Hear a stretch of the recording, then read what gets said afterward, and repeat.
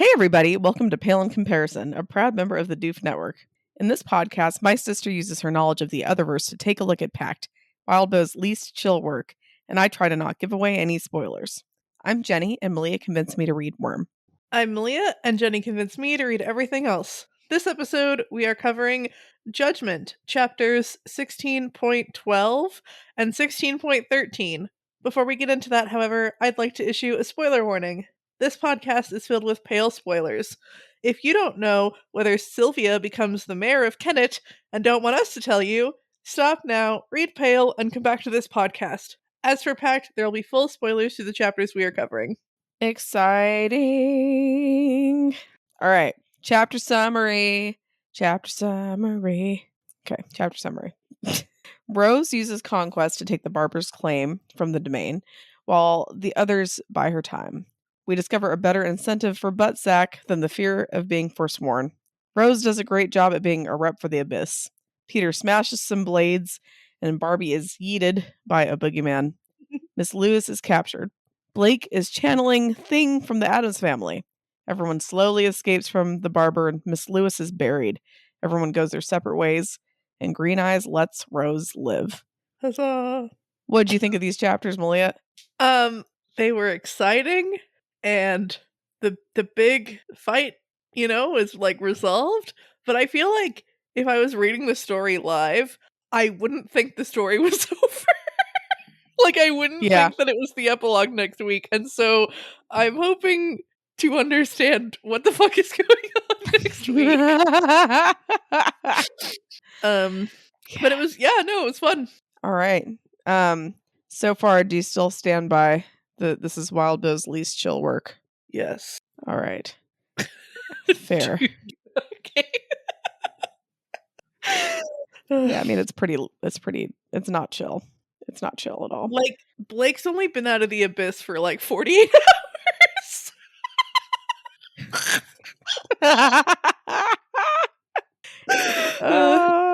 So yeah. Not chill. Poor fucking Blake. I know. All right. Rose uses Conquest to take the barber's claim from the domain, and she does a great job at being a representative for the Abyss. Yeah, this is awesome. I guess one thing about these chapters that is a little bit weird is that Blake is completely, almost completely just like a bystander. Like, he does manage to like grab Ms. Lewis at the right point or something from what I remember. But yeah, like it's interesting that the protagonist of the story is so limited in what he's able to do at like the very end of the final conflict. Yeah. Mm-hmm. And I mean, like, we obviously wouldn't have gotten here without Blake, and he was really active at the first half of this fight or whatever. And it wouldn't have been satisfying if Rose didn't come out and do stuff. Yeah. But it is weird that Blake is, I mean, it kind of fits with a lot of Pact in that, like, they're kind of in their weird, like, mirror world thing again, where only one of them can be out and active at the same time, and people don't remember or think of the other one as much. And Blake completely giving his whole self up for #the cause is very Blake and very much what the story was doing. But yeah, but Rose is awesome during this part, and Blake is too. He just also has like very diminished capacity at this point. But it's fun watching Rose be a total badass. Like, she's on the throne and people are hurt and oh no, but then like she like six bristles on the barber, like she literally is like sick 'em, and that's incredible. Like, it was just so fun. And I love that Rose like kind of walks this line of like being a little bit awkward. Like, it's a really cool moment, but also like Sikkim is like funny. Like, I don't know. Yeah, it's really funny. Kind of this funny, like, yeah.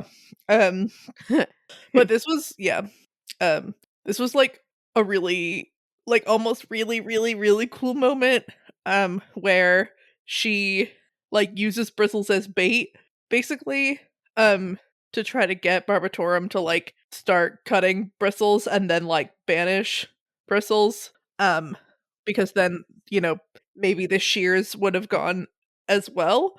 Um, Yeah, that's pretty fucking smart. it was really cool. And it was like also kind of cool that the barber like catches her doing that. Um, Yeah. but it was really cool. Um, and you know, speaking of Bristles, it's insane that Bristles is not a dog. Yeah. But also like Rose isn't Rose does not overlook details like that. So it wouldn't have made sense if Bristles was a dog, but Yeah, that's true. it was But really still. good. But yeah, so Rose just like says a bunch of bullshit that's actually convincing and good about how she's like a servant of the abyss and she's claiming it for the abyss and all this stuff. And it's like nuts that like she's so good at this and also like everyone's constantly looking to her and like she's been she's only been practicing for like a couple weeks technically, I think, but she's been like studying the practice for like 2 or 3 months. Yeah, Um it's ridiculous. yeah. And I mean I guess like specifically diabolism, like Ainsley and Lola haven't been studying that or whatever, but it's still very much like Rose, what is your plan? Help us. That being said, Paige is also a badass, so maybe the Thorburns are just like particularly gifted. Yeah, Um they're just good at shit. yeah. It's a good thing that Rose isn't doing dabbleism anymore. Yeah. But yeah, so she's kind of saying like, Abyss, swallow us up. And Lewis is like, nah, just wait till the rest of Chicky's Bell goes. And the vestiges and location I thought were pretty convincing, but the whole like bloodlines argument I didn't think was as good in terms of like the families. I guess literally the people standing in the domain at that moment were related to the people who've lived in the town forever. Maybe that's what she was trying to say. Hmm. Because I was like, I don't get Lewis, what are you doing? Um but it was also kind of fun being like, oh, everyone has to like pull things out of their butt all the time. Yeah. Um but yeah.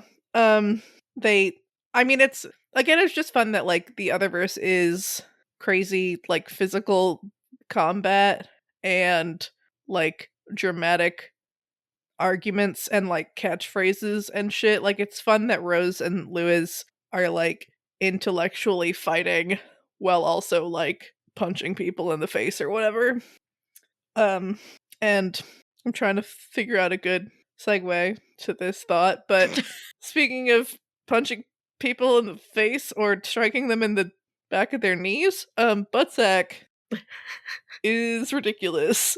Hmm. Um it's I mean it's a fun moment of comedy, I guess. That Mags is like, if you fight, like I will give you like so much porn, like weird Yeah. porn, and that's very funny and very goblin, and also like poor Mags. Like I hope there's some sort of like easy way for her to get that without having to really like find it I mean, herself. technically, she didn't say it had to be all different porn. Oh, that's funny if she finds like one thing and just like It's like, copies it here you over and over go. and over onto flash Like, this is drives. weird stuff. This porn is the weird stuff. This is the weird stuff. He'd be so pissed. It'd But be bad. Uh, who knows? Maybe if it's weird enough, he'll be all right. I mean, she True. also is like a goblin queen, so I bet like she can find like weird shit like that. I don't more easily. I don't know. Maybe. I mean, it's just she's an interesting like DIY goblin queen. Like it feels like she kind of fell into it, you know. Um, Yeah. like goblins were a good option. I guess also goblins destroyed her town, and so she probably wants to know as much about them as she can. Mm-hmm. Um, but yeah, it's it's great. Um, but yeah, we get more people making moves. The welder and the hellhound are fighting. Mags unleashes her reserve gobbo to fuck up Miss Lewis, which was really clutch. Like, good on that goblin for being like, yes, I should do this. I don't know how sentient or like how aware they are in the origami things, but that was awesome. They didn't even get an agreement for porn. That was just a good little gobbo. Yeah, got ripped off. Yeah, maybe she'll give him some anyway. Just one of As the a extra flash drives. reward, yeah. Like, here you go. I feel bad. Some pity porn. But yeah, and then the possessed lawyer summons a hellhound, and then the chauffeur guy summons, I can't remember what I called him in his interlude episode, presuming that was him, but he summons like 2 medium demons, and then they're just like not a factor. They're like immediately fucked by a building. One thing that was really hard for me during this was trying to picture where they were. At some point during the last chapter, I for some reason thought they were like on the ground. That like the shit had been so fucked up that they were now like it felt like there needed to be more space or something. But I think just like the top of the tower got fucked up or something, because at some point like they're on the roof and the tower is obviously still not, or like still intact basically at the end, because Lola, Ainsley, the kids, and Evan aren't all dead. Yeah, that's fair. And they talk about being on the rooftop. Like, I just for some reason kept being like they're on the ground, and like they weren't, and it's fine and not that important. But when I'm talking about this, I'm realizing like, oh, that's not accurate, the thing I'm trying to say. But somehow some sort of building falls onto these people somehow or something, and then they no longer matter for the purposes of this fight, which is kind of fun. Another example of, or more proof, I guess, that Rose is awkward. I guess we already knew that, but like even when she's being badass, it's awkward. Is that she's like, I think I'm qualified to tell you to get lost, essentially. And I really Definitely sounds like an wanted, Avery line. right? I was like, for like a second, I had so much hope that she would somehow manage to like banish them to the paths. I was like, I know that's not happening, but oh my god, like if Avery just like swings in and is like, "What's or like something. Like I was just like, yes. But then, yeah, I think Avery also basically uses that line at some point in Pale. So probably. I mean, it's just too. You have to. Yeah. It's so great. But yeah, how much did this line affect Walbo's subconscious and lead him to write Pale? Probably a bunch. Is that your prediction, or just like you're just saying that? No, it's just so obvious. It's not even a prediction. It's not even a prediction. It's just like, yeah, this is we know. Yeah. Okay. That's the line that inspired Pale. Yeah. Or at least Avery. Mm-hmm. Okay. All right. I like it. I mean, it seems Well, like it tracks. What if Rose, except like she had feelings? She was nice. Yeah. Like really, really, really nice. Yeah. It's like, oh, well, she probably can't be like connected to the abyss because I've already done that and that's too sad. But remember that one time she had that really good phrase? That really good phrase. Really badass. We all remember it. Yeah.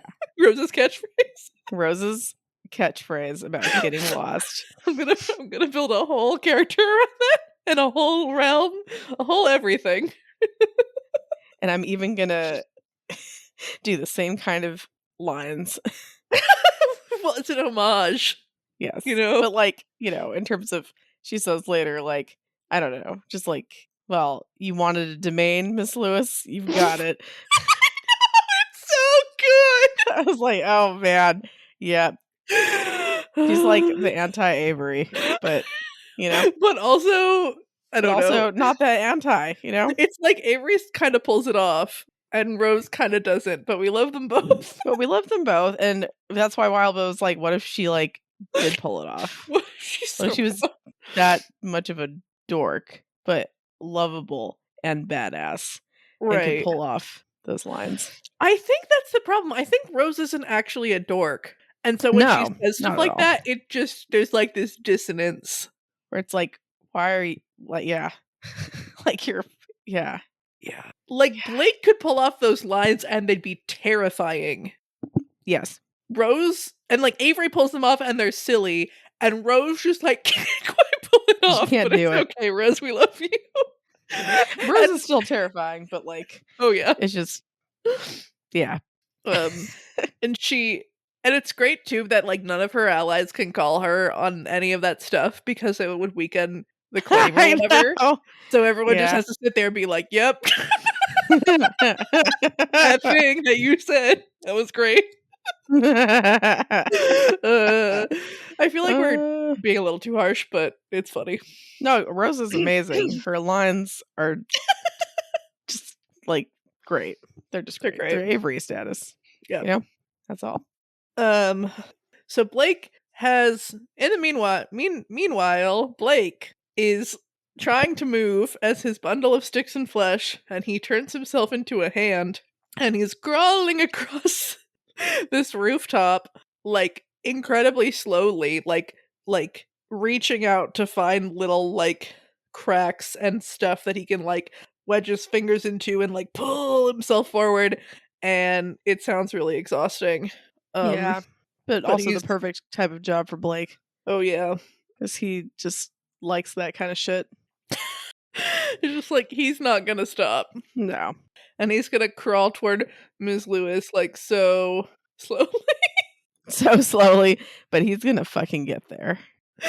Yeah, at some point in my notes, I said it reminded me of like that gag from Monsters University that was in all the trailers with the snail. Do you hear what I'm talking about? No. There's like like a snail themed monster, and he's like, "I'm gonna be late for school," and his arms start like pumping wildly, and he like He's like very barely slow. like at the end of the movie when the whole year is done or whatever, he shows up for his first class. So sad. Which is like my nightmare and very traumatizing. But maybe that's why he's so scary. Because he reminds you of those kind of Mm. nightmares. Oh my god, yeah. I bet That's actually it.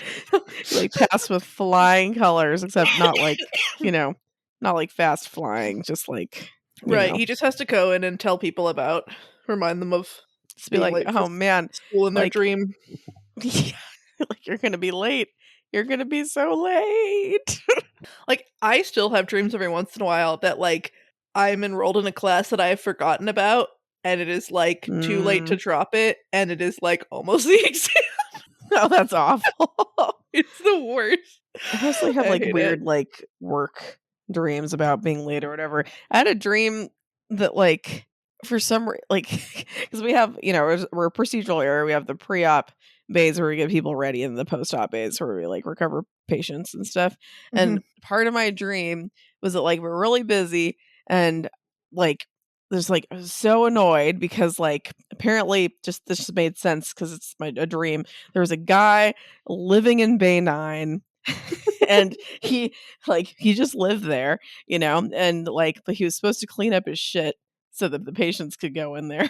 And he just like still had all his stuff. Just it was just like, man, he has all his crap in there. What are we supposed to do with the post-op patients? It's just like Joe's crap's all in Bay 9, and he's like not getting his stuff together. Yeah, it was My really God. bizarre. That's incredible. But yeah, there's just lots of stuff happening. My notes are just like this person fights this person like over and over kind of. So in terms of just this random I just thought of a stupid comment. Just sorry, just reading your notes. It's like tenacious people on the rooftop, and then you wrote Buttsack runs from barber, and I'm like, yeah, but probably that just makes sense in real life too. I don't know. It was a stupid, it's a stupid thought. Because most men are not going to want like any blades that are near any sacks or their butts. That's probably true. It's probably true. So, yeah, that's one of those things where I'm like, yeah, I could have like just not said it, but I just did. And now it's going to stay in because there's no chance it's getting cut. Just like the Buttsack. There's no chance it's getting cut because he's running from the barber. Oh, that's smart. Yeah. Yeah. See, I mean, no, it's not, but sure. Thank you for pretending. Yeah. Just bring it around. Oh my gosh. Do you think Buttsack? Okay, this is a terrible thought. I should just like not say it. Okay. No, I'm gonna say it. Okay. Then, okay. I'm just like, do you think Buttsack? Like, do you think the goblin? Like, I think I know which side I'm leaning towards a little bit more. But in your opinion, do you think Buttsack is meant to be more like a butt and a ball sack, or like a butt and an abscess? Oh.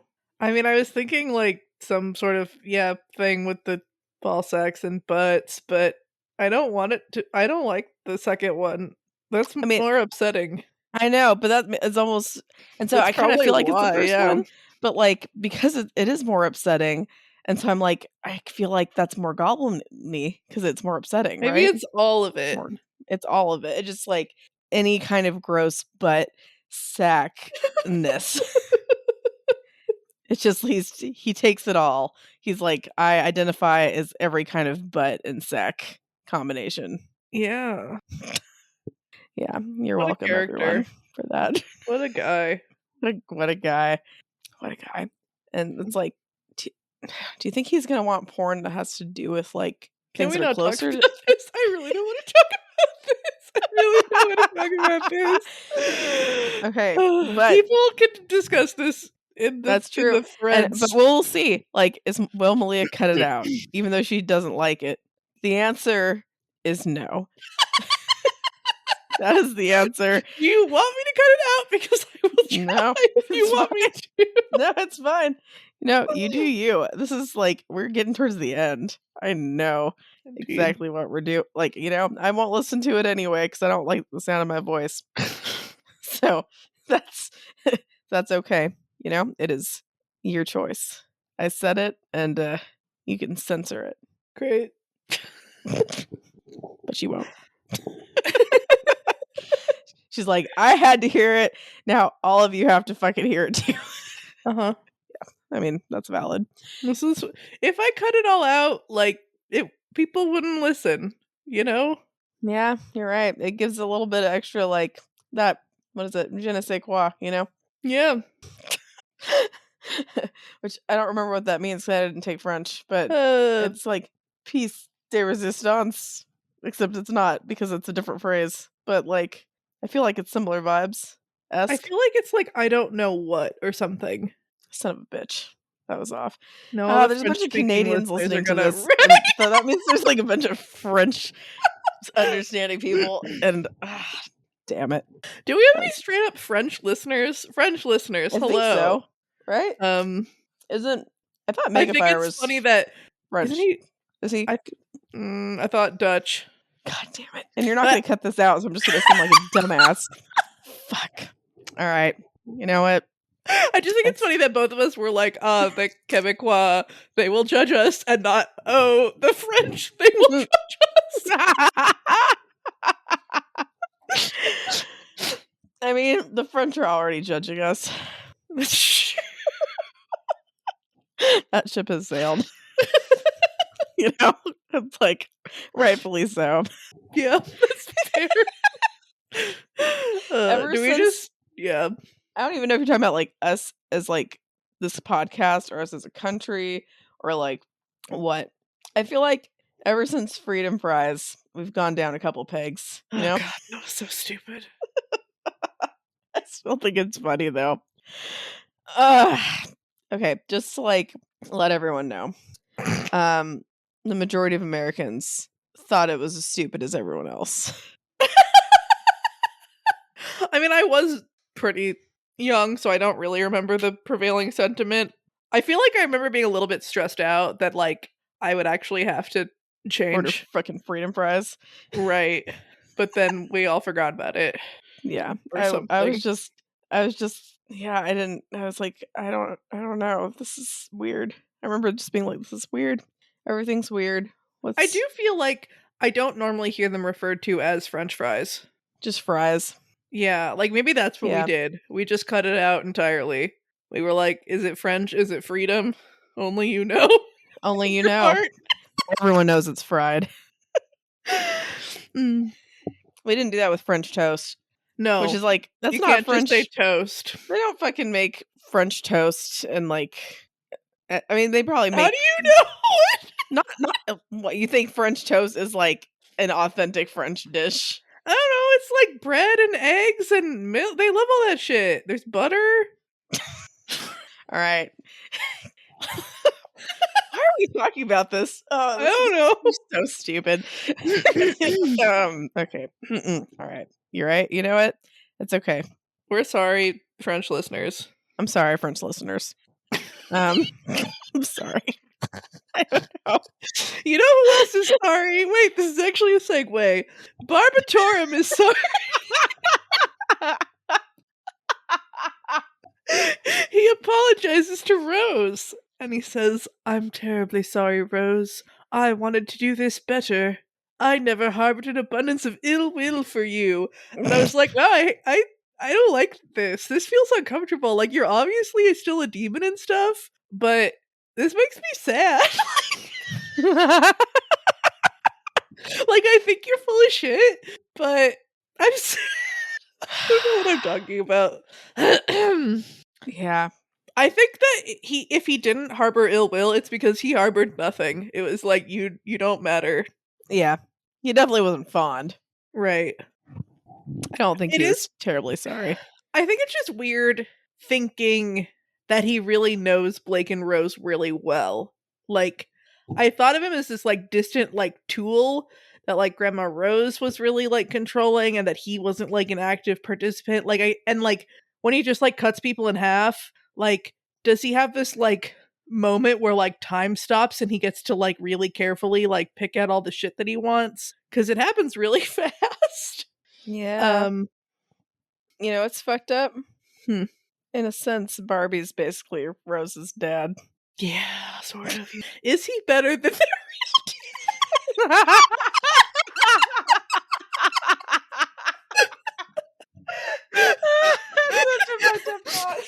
What? Is Barbatorm a better dad? Okay, Is good discussion Barbatorm question. is Barbatorm more involved in their lives, and does he know them better than Ambrose's dad? Well, And then let's also just compare it to in terms of, okay, I got great compelling comparison section that get bread Lucy? in there. What? Like, just who's the worst, and rank the best and worst dad. Bring the dads. Rank the dads. All right, I'm gonna ask you that later. It's gonna be good. Great. All right, so keep that in mind, Malia. Okay. Rank the dads. Ugh. All right. Peter smashes some blades. Barbie is yeeted by a boogeyman. Miss Lewis is captured. I just really wanted to put yeeted somewhere in this podcast, and I'm glad I've succeeded. Yeah, Like, it's why? appropriate. I don't know. Yeah, it fucking was, right? Yeah. But yeah, Peter was great. This was awesome. Cuz like we see that Peter is down for the count earlier, and then now Peter is being sneaky and has decided to try to free Faceall, which is really great. Even though Faceall does His little fucking bitch. nothing. Oh my god, he sucks so bad. Sucks so fucking bad.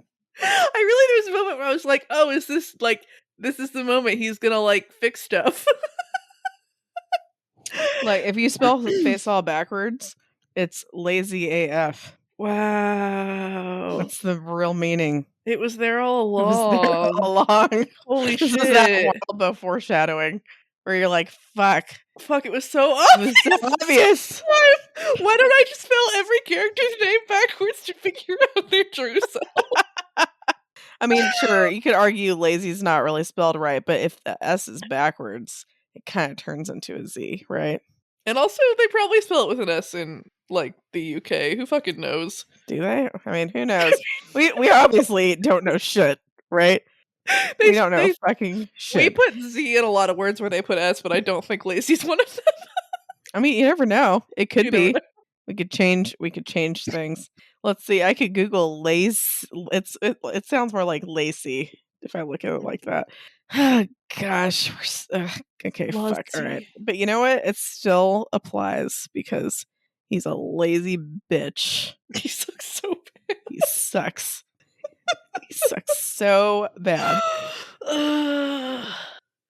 Cause like he's fucked, right? Like you could probably be like, hey, like Rose was just like, don't even use his voice anymore. It's all bullshit. So presumably he could like stop being a dog. Like presumably he was like free. Like if he wasn't free, I can get being like, I have to leave now. But like, my god, he sucks so bad. He sucks so bad. I was also really worried Peter was going to die here when Barbatorum throws the blade at him, but then he doesn't, and that was nice. It's because like he's like, I can't kill my children's cousin, you know? My nephew. I can't kill my nephew. Too much. I mean, we're gonna ignore all the deaths and shit that has been caused like before from this, but like suddenly he's had a change of heart. Well, he never harbored ill will toward them, so you know. Yeah, that's basically like I fucking love you for a demon, right? It's really better than anything that Blake's dad ever said to him. Like Malia, you gotta wait until the pale comparison part, okay? We're gonna rank him. We're gonna rank him So just like funny. class ranker, except dad ranker. Dad ranker. Oh my god, okay. Oh jeez. Yeah, so Blake manages to like make it to the other side of the roof. and and at that moment the real protagonist of this story makes this triumphant return. Sorry. It's Mr. Grimace. He's fucking back. He's fucking back. Oh my god. I miss this fancy man. And like it was so weirdly touching that like he shows up here. Yeah. And I don't know how much of that is like reading The Wandering Inn and all the characters being just like perfect marshmallows with all the like feelings and love for each other and everything, but like this was so wonderful. This is like up there with like the most triumphant moments of like any Wildbow story for me. I mean, it's pretty fucking triumphant because, yeah, I mean, it makes sense. It was just this like one boogeyman who like they were like, hey, don't push us out this window. And then he like fucking creepily follows them. And they're like, yeah, you want to get out because it sucks here. Yeah, okay. Yeah, just be cool. Great. And then instead of just like being out there being cool, he's like, hey, those people like really helped me. And so, I'm gonna do right. what I do best. This is my moment. This is my to help, moment. To help out my best friends. He had a moment and he took it. It's so fucking good. Because like Blake even I think refers to him as like a one-trick boogeyman, and so he pushes he knows that Barbatorum trick. out the window. He's been training his whole life for this moment. That's right. Oh Oh, God, he's so good. it's great. Now that I'm realizing, yeah, that like Faisal gets out after Barbatorum's pushed out the window, so this is like even worse than I thought it was a second ago. There's just like nothing stopping like Faisal from helping even a little bit, except that he sucks so bad. Except that he's lazy AF. There's gotta be some sort of like lesson about the like boogeyman who like risks his life to save everyone, and the fucking angel who's like lol. Like, first the angel got them all into this mess and then just leaves them there. Just leaves him there. Ugh. He's the worst. Complete dickhead. And Ms. Lewis is like, this is my moment to leave. And Blake's like, nah. Blake's like, I've spent the past Like 2 7.5 minutes crawling across this rooftop with the singular purpose of grabbing you in the ankle. This is my moment. I cannot prevent you from leaving, but you stumbling slightly will remind people that you exist. And it did. It was great. My God, it did. Yeah. They managed to get her. The other lawyers have fucked off, but they got one. Arguably the worst and scariest and most competent. So that's cool. And Miss Lewis decides, there's a lot of people doubling down on their true selves and their inner nature, right? We got Mr. Grimace showing his true colors, his loyalty, his goodness, his love of shoving people out of windows. We got Faisal, the absolute fucking coward who sucks in every conceivable way, who hides behind things and runs away. And we got Miss Lewis, who is so close to being quote unquote free, and yet is like, I'm going to throw all of that away to summon a horrific demon out of spite. Just don't. It's fine. You don't have to. And Mags is such a good person. She kept her from getting deeper in debt by smashing her in the face with a pipe. What a nice gesture. It's just so wild that she's like presumably her whole thing is being self-centered, right? But her spite overpowers her self-centeredness in this moment. It's wild. Yeah, it's pretty crazy. It's fun that she's gonna call down Ornias or whatever, Ornius, which is a fun throwback. And another oh shit, if Blake had actually called down that demon, that would have been really bad. It would have been really bad. Good times.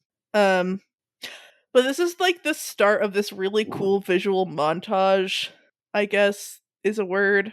Motif. I think motif's a better word. That Wildbow sprinkles in throughout this chapter. Of sand and smoke and this place slowly and steadily dissolving. Smoke, but instead of it rising, it's falling because this place is just disintegrating. And part of that means that Blake is buried almost instantly. Yeah.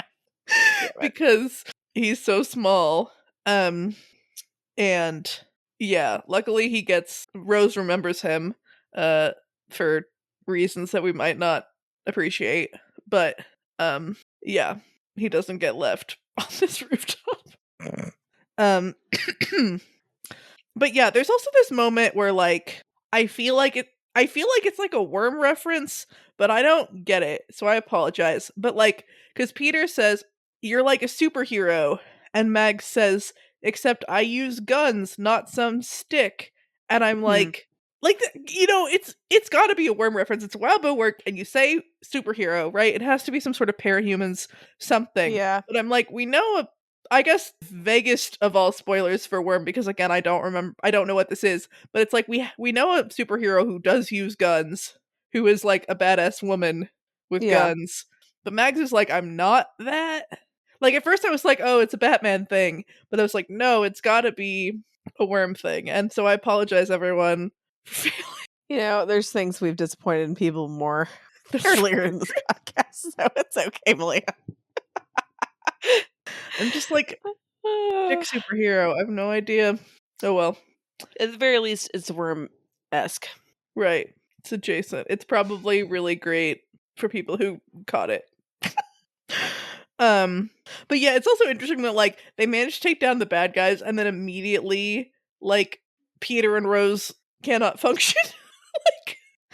Rose is being bossy, and Peter is so annoyed by that he's holding everything up, and it's yeah, but also let's get going. Like, Yeah, like y'all both feel like shit, but maybe just like let it right, slide. it's understandable, but also, yeah, let's go. Like, let's go. Yeah. Uh, um, oh my god. Also in classic fucking Mr. Grimace style, right? Rose, Mags gets her goblins, they got Miss Lewis. They're about to get Blake. And Rose is like, hey, Mr. Grimace, like the savior of us all, the hero of the story. Like, come on, let's go. And instead he's like, peace, and just like jumps off the fucking tower. Like an absolute lunatic. And it's so fucking funny. And I love him. And like Like, and he's gone. so good. And I'm like, is this have something to do with, like, is he just like, I guess I'm going back to the abyss now? Or like, can he take that fall damage? Like, why? Why? Why? Oh, it's so funny. All good questions. Uh, but yeah, so then we get Blake, and Rose is like, I need him. And the first time I didn't register that sentence. And the second time I read it, I was like, oh no. Well, everyone slowly escapes from the barber and Miss Lewis is buried. Yeah, Blake reflects on how Grandma Rose, succeeded, but also probably didn't anticipate this much, like, carnage or something. And they find Green Eyes, who's been MIA, 'cause she was hurt, but she's back just in time to murder Rose. 'Cause she is not happy with this Not current happy. situation. And Ainsley and Lola are on their feet, which is exciting. They do not seem to be doing well.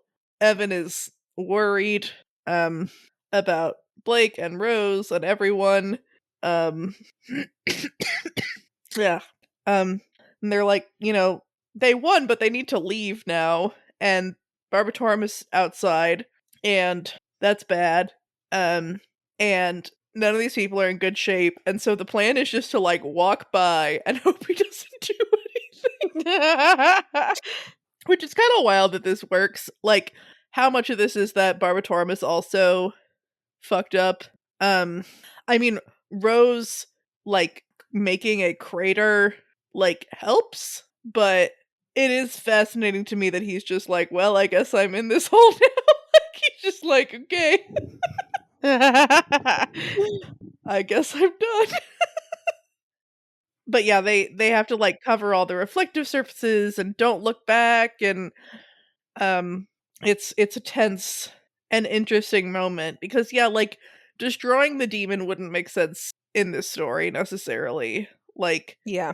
I feel like Rose is kind of like, we can maybe do it, except we can't fucking do it. So Yeah. um but like, so I guess he's going to the abyss or something, like, bye. um and same with like Ms. Lewis when they shove her into like another hole and she sinks into the nothingness. I guess she's going to the abyss for, a minute and then she'll be gone. Like, I'm like, the lawyers are like, cool, it's not worth this situation, but yeah. Yeah. um we sort of witnessed the actual death of, or the official death, I guess, of Johannes when the Barbatorum pops, which was horrifying. Horrifying, but also like, thank goodness that poor man Yeah, is dead. let's just be done. And then Yeah. the leader of the Rat Pack is like, good, and like, that's fair. like Yeah. like I don't hate Johannes, but also I'm like, fair. yeah, I get that reaction. Um, and yeah, I guess it's just like he has to reconstruct a new body, so he needs to like, it takes some time, and they can get away. And Rose is kind of like, we beat him 3 times, and therefore we're done, spirits. Mm-hmm. And we beat him here, we beat him in the abyss, and then we beat him when I was actually Grandma Rose because bloodlines. Am I right? And everyone's kind of like, but like, this is way stronger than Ms. Lewis's argument. slash as strong as Miss Lewis's argument. Yeah. And I think like Rose actually really has a point. Like she was dragged into this like because of her bloodline. She couldn't prevent it, and like the Fae don't see her as a different person, Yeah. right? Like they, like it's just I don't know. It all sounds pretty legit Yeah, to that me. makes sense. Um, yeah, but yeah, then Ms. Lewis gets shoved into the earth, and Evan encourages Rose to come up with a good punchline, and it's fucking great, as you already said. It's all yours. Classic. It's good. It's really good. Um, After that, everyone goes their separate ways, and Green Eyes lets Rose live. Just shocking. The first time I read this, I didn't understand why Rose like didn't leave, even though. So it seems like okay, the Abyss is going to get this domain, and everyone else needs to leave. But Rose is like, I can't go because the lawyers are still out there, so I have to like be in the Abyss for a while, and not with them. Is that right? I think so. Um, which seems weird because the lawyers fucked off, and like a lawyer and a demon are being buried in the space with you, and then like why don't we say, hey Evan, go away? I guess we're just like fine with him being Abyss Bird. Uh, the messages are already fucked. I don't know. Anyway, we get to the bridge almost, and Lila's like, "Hey, this was fun, but I can't, I can't keep going at this pace. I have to go see my mom." Yeah. And Lola and Ainsley kind of talk about how Lola's like, we did it, like we lived, like people lived, and Ainsley's like, not everyone lived, and but like still, like Still. we didn't all die horribly. Yeah, and that's a win right there. That's a win. And yeah, so Lola's like, yeah, I need to leave, so she runs to like check on her mom, which is nice. Yeah. And this is the start of Rose's like moments with everyone where she says to Lola like, yeah, like fuck obligations, like fight the power and the system, That's run to right. your mom, it's fine. And Mags is like, I totally don't want to also do that. And she's like, no, it's fine, like go find your And dads. do what you want to do. They briefly talk about like the Fae, like are they free now, are they still tied to this place? It sounds like everyone, like, so the plan is like fuck Jacob's Bell, it's done, we all have to get out. Yeah, it's fucked. Which just is like not what I understood based on Ms. Behaim's comment in Pale. um The way that she said that she was worried about her hometown in Pale made me think that it still existed. So unclear. But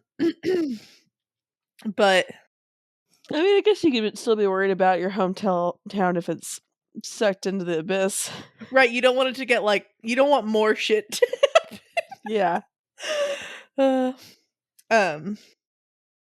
But yeah, at one point, as we're also establishing what's about to happen, Rose is like, this makes me want a domain, and like, maybe I'll write a diabolic text, lol, which makes everyone worried, but she's like, nah, like, propaganda, get them to, like, let's fuck them up. That's right. And also hopefully Alistair will still work with me even if I'm in the abyss, lol. Yeah. Which is, like, hopeful, sort of. Yeah. Also, he's back to being Ainsley's cousin, and so we just don't know. It's fine. Who knows? Who knows? Who knows? But yeah, Ainsley and Peter are the next to leave. They well, and then another thing weird. If this is the end of this story, I just don't get it. Because so she's like, hey, can you bring Alistair here? Like, so we can, I don't know, talk about whatever's happening moving forward or something. So Mhm. presumably, like, Peter and Ainsley's plan is to go back, grab Alistair, and come back here. which just doesn't feel like the vibes of Yeah. what Rose is doing. But Hmm. also, like, how much of this is lies and bullshit? It feels like Rose is like planning for the future, which I guess she can do because she isn't murdered by Green. There you Maybe, go. probably. Anyway, there's a nice bit with Peter where he says, like, you're not all that bad for a Thorburn. And like, I'm almost looking forward to a call from family. Like, uh. It's so Um, nice. it's so nice. And then Paige decides to like smash us all in the face with a baseball bat by being like, that's not gonna work. Peter and Ainsley, absolutely not. um and she clarifies that she's like 99% positive so that she doesn't gainsay herself, I guess. But I don't know. I have hope. Yeah. I mean, might just be true love. I mean, or they can date. It cannot be like a No, really it's true love. awful. Okay.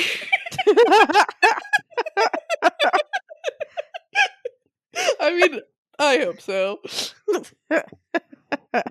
That's all I want out of this story. I'm giving up That's on it. Blake and Rose. Like, they're fucked. They're fucked. You But gotta Peter like and take your Ainsley, wins where you can get them, you know? right? Um. So they hobble off, and then there's Paige, and after she, ruins all our hope, almost, Almost. she's like, "Hey, Rose, like, good job. Like, all my life, I always thought that I was the only decent person in our family who didn't want to live this way, but I guess you also were like that," which is upsetting. And it's nice that she's like, "Hey, we were friends, like you, me, and Molly." Yeah.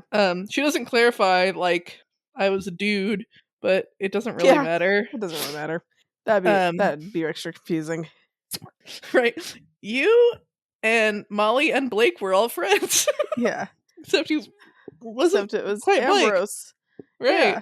Like it was me, but it was Blake, and yeah, it's Yeah. confusing. And then they say they're going to keep in touch, sort of, and that's nice and meh. And Paige leaves, and then Rose immediately collapses, and that's upsetting. Oh wait, before Paige leaves, Paige talks to Blake, which was really nice. Yay! She was like the only person to do that. And it's just nice when people, Acknowledge Blake. yeah, and like vice That's versa sweet. when Rose is like not Yeah. present in the same way. But yeah, so then Rose collapses and she's like, "Hey, Green Eyes, please don't kill me." And Evan's like, "What?" Which is kind of a fun moment. And Rose is kind of like, Green Eyes has figured out that Rose is going to eat Blake to try to fix herself more because she's not doing well. She's not doing good. Because she can't leave the domain and go with everyone else and stuff for reasons. So she has to eat Blake. And Green Eyes doesn't like that. Rose makes the argument that, like, no, this is what he actually really wanted. Yeah. And Blake should have tried to give a thumbs up. It's frustrating in that moment, kind of, that like Blake is just an observer again, and we don't get any indication of whether that's true in this moment. Yeah.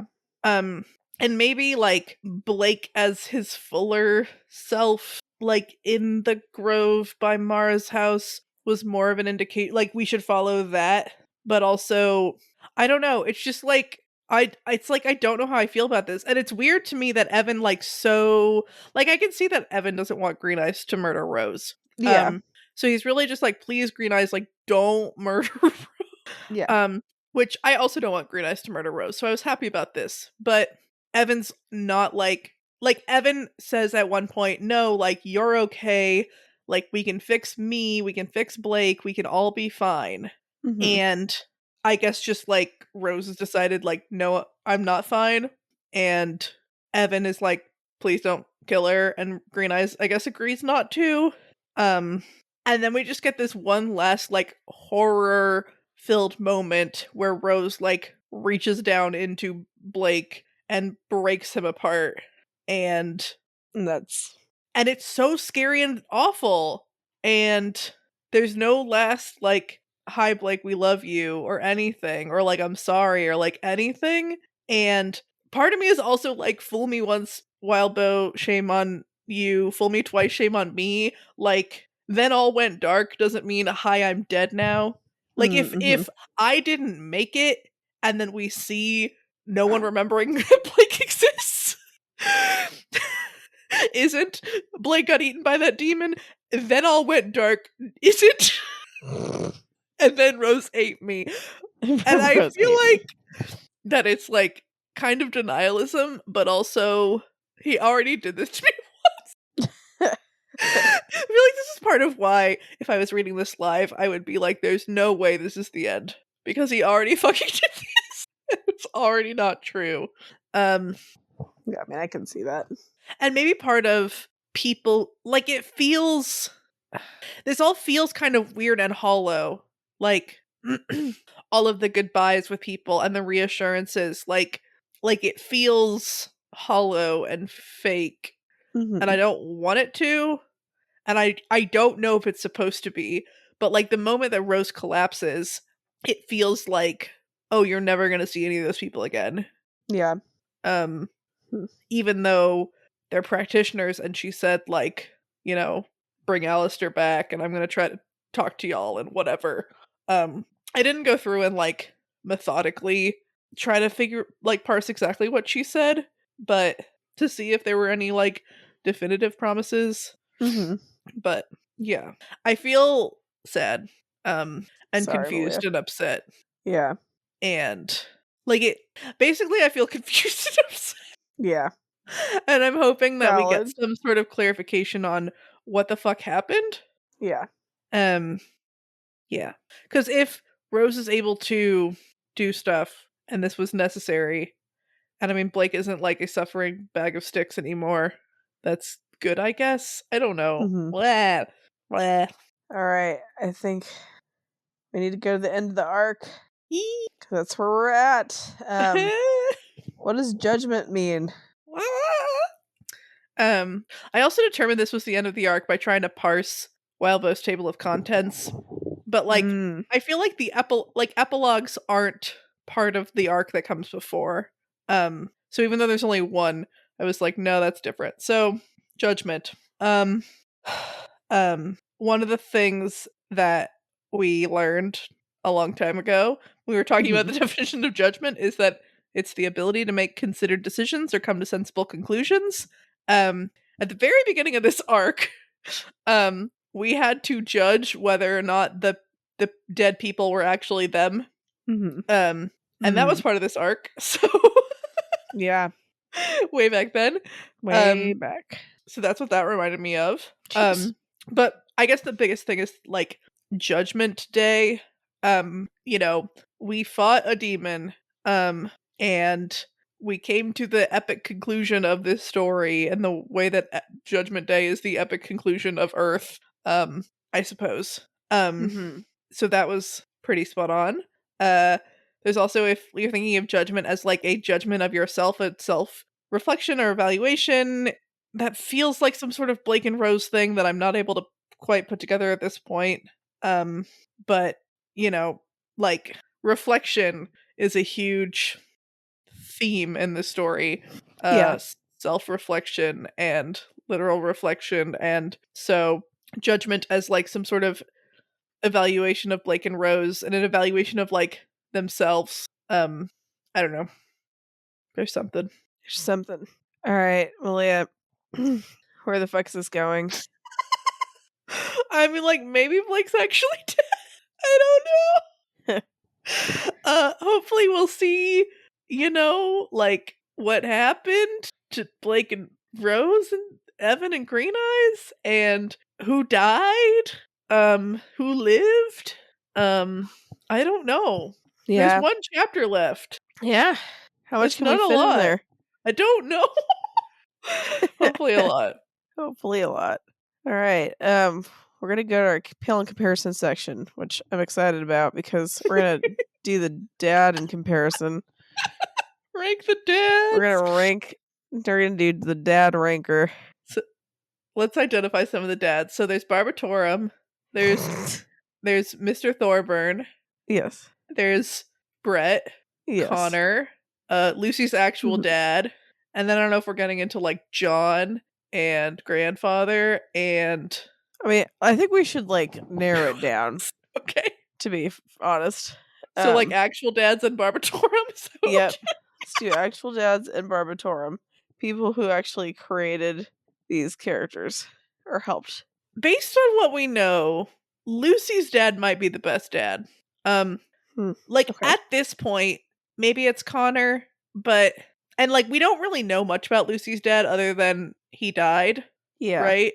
So that's not a ton to go off of, Mhm. but Jasmine liked him and she's cool. It's pretty Um cool. and like I was going to say obviously Connor's the best dad, but Connor like was not a great dad at the Yeah. beginning of Pale. He wasn't like horrible, but he wasn't that good. Mhm. So either Lucy's dad and then Connor, or Connor and then Lucy's dad. Okay. And then we get to the three shitheads. The And the three question shitheads. really is Barbatorum better or worse than Brett? Yep, that's what it comes down to. Who's worse, Brett or Barbie? Or Mr. Thorburn? This is kind of interesting. Is Brett worse than Yeah. Mr. Thorburn? Part of it Hmm. is that there's sort of three versions of Mr. Thorburn. There's Ambrose's dad, Blake's dad, and Rose's dad. Um Rose's dad might be better than Brett. Mm-hmm. I don't know if Blake's dad is better than Brett. And I don't know about Ambrose's dad, right? Because like Rose's parents did go to her when Blake was in the abyss. Blake's dad did not try very hard to find him. Mm-mm. But Brett is this like emotionally abusive, like physically abusive, like crutch man. I don't know how to describe this. And then there's Torm who knows his children inside and out Oh my gosh. and who never harbored any ill will toward them. Although I don't think that any of the people, with the exception possibly of Mr. Thorburn, actually harbored ill will toward their Yeah. offspring. Maybe Brett did it more toward the end when when his house burns down. I don't Yeah. know. Yeah. What do Yeah. you think? This is really hard. Um. Like, there's kind of a haha joke answer of like they're worse than a demon, but also Like it Barbie's feels got to be the worst because he's a demon. insensitive. Brett's almost as bad as a demon, but not quite. Connor's fine. What about Mr. Thorburn? Um, he's a Thorburn, so he's a dick. Uh, Okay. he's a dick. He's a dick. He's a dick. Dick. Dick. Dick. Dick. Yeah. Let's see. Share your thoughts, people. Share your thoughts. I'm getting sleepy. Yeah. Bish. So we can move on. Okay, moving on. Moving on. Moving on. Okay. It is bold and specific prediction time. Yay! The last one. The last one. So you obviously have to make a prediction about the interlude, right? Yes. So who's it gonna be? So I'm hoping that it is a 3-part interlude because 3 is a good number and I want multiple POVs. Yeah. It seems fitting if it's a human practitioner other tripart interlude, and my first thought I guess would be Peter, Paige, and Evan. Mm-hmm. I want those points of view. We haven't had them, and they might give a decent spread of like what's happening. If it's just one point of view, Evan Mm-hmm. would be my vote. Cool. But also there's like the witch. It'd be funny if somehow they ended up in the drains with Zoe or whatever her name was. Mm-hmm. Yep. Cool beans. Cool beans. Okay, sorry, I'm a dragon. I'm dragon. I'm not a dragon. That'd be cool though if I was a dragon. Uh-huh. Be a really small dragon because I feel like they're usually bigger than me. The ones that exist on Earth are not. Yeah, I know. I'm thinking like a fire breathing one, Okay. not like a Komodo dragon. Those fuckers will kill you because their mouths are fucking nasty. I was thinking bearded dragons. Oh yeah, those are a little small, bigger Yeah. than I am. By But that we're I mean a almost done. lot. We just gotta get through the discussion question. We're gonna be good. Okay, discussion questions. We wanted you to compare Pale and Pact. Okay, Hobo Demon, which is another kind of demon. It's a Barbie demon, and then there's the Hobo Demon, and I don't know the difference right now because my brain's melting.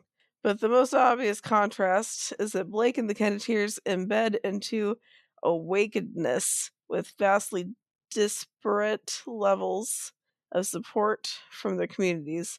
But as a compare, both scenarios end up illustrating the value of robust networks of mutual aid and social support. The Kenneteers come into more of a leftist communal culture, in which their progress through the learning curve of life is subsidized as a lost leader by their community, and Blake comes into more of a rightish adversarial culture in which the established power dynamics are assumed to be correct by default, and Blake slash Rose's survival slash flourishing is possible through only through falling back onto a previously established network of mutual support vis-a-vis their artistic coterie. Fuck. I'm so sorry. I cannot speak.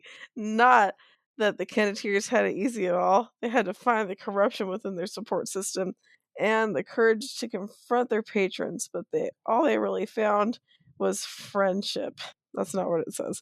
All they really found reason to defenestrate established authorities, which is the most punk thing, therefore good. Such a beautiful word, defenestrate, especially considering it originated to refer to an act leading to a 30-year-long war as a way of categorizing it in common with another similar act that had sparked a 15-year war 200 years earlier.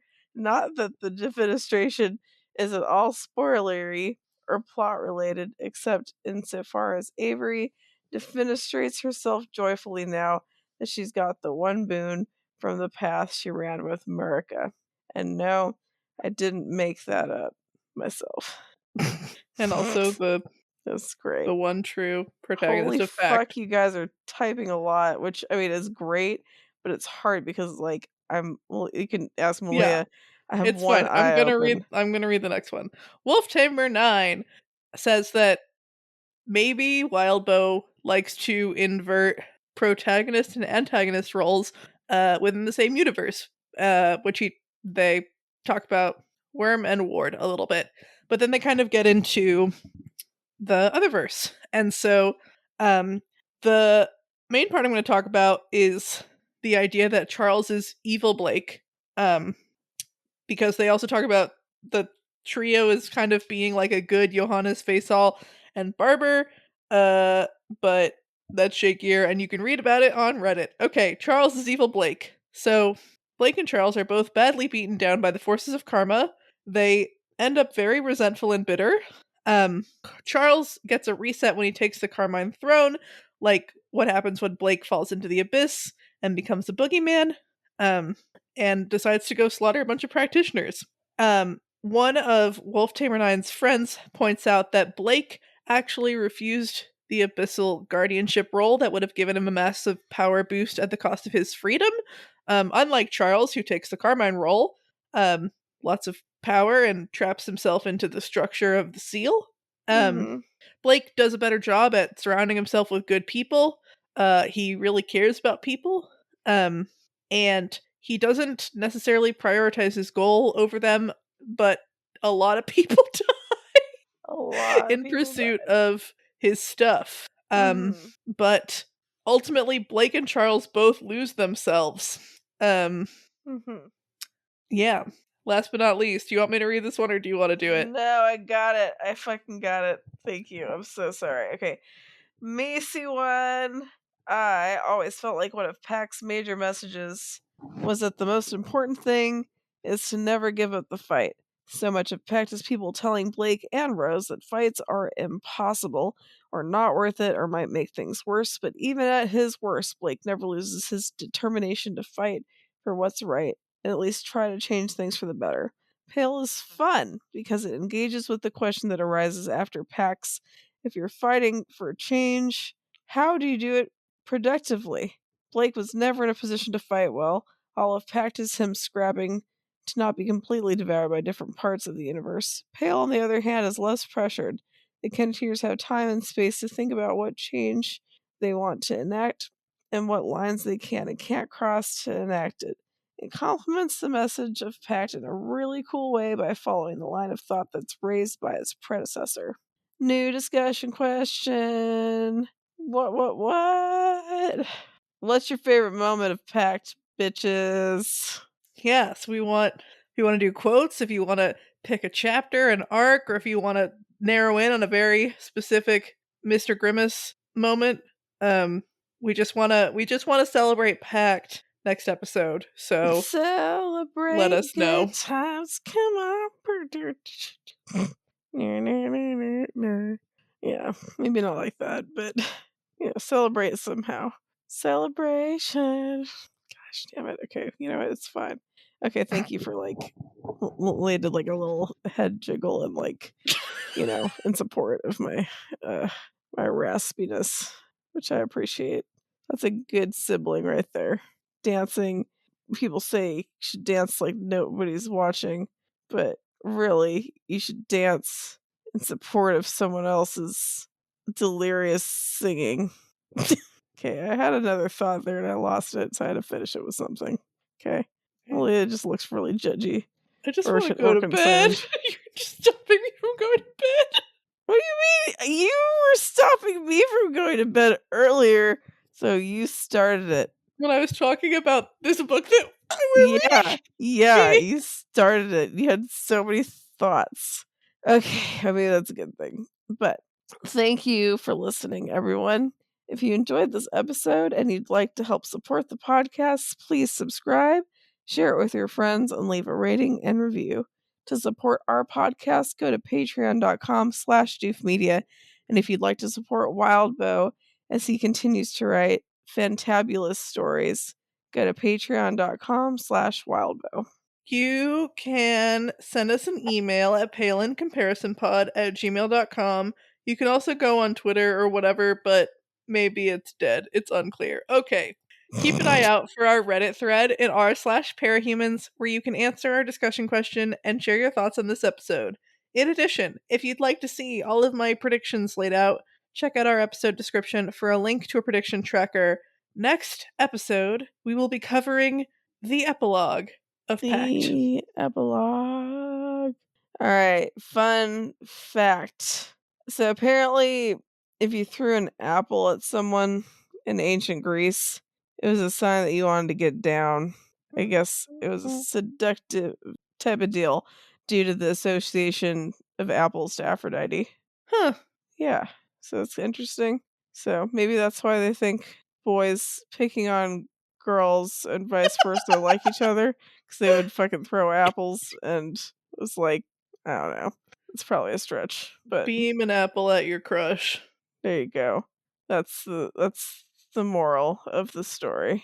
By story, I mean podcast episode. Indeed. All right, we're gonna go before I lose my mind Yes. even more. So peace out, bros. Bye.